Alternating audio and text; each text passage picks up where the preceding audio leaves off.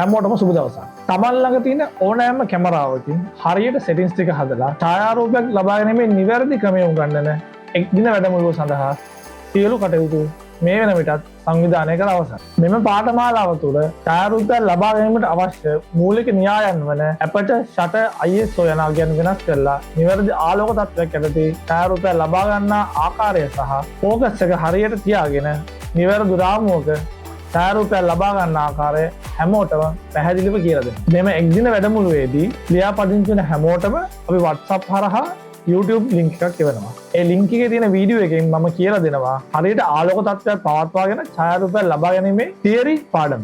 ඒ theory පාඩම අහන් ඉඳලා අපේ ප්‍රැක්ටිකල් සෙෂන් එක දවසට ඇවිල්ලා ඔයාලට පුළුවන් ඒ කියලා දුන්න තියරි හරියටම භාවිතා කරලා කොහොමද ෆොටෝ එක ගන්න කියලා මාත් එක්ක එකතු වෙලා ඉගෙන ගන්න. අපේ ප්‍රැක්ටිකල් සෙෂන් එකේදී අපි මුලින්ම ලියාපදිංචි වෙන 10 දෙනාගේ ඉඳන් පිළිවෙලට ළමයි 10 දෙනා ගානේ මේ ප්‍රැක්ටිකල් සෙෂන් එකට අපි කතා කරනවා. ඊට පස්සේ ඒගොල්ලන්ට අපි වෙන වෙනම හරියට මේක පාවිච්චි කරන්න කොහොමද කියලා හැමෝටම පැහැදිලි උගන්වනවා. මේ වීඩියෝ එකේ ඩිස්ක්‍රිප්ෂන් එකේ අපි දාලා තියෙනවා Google Form එකේ link එකක්.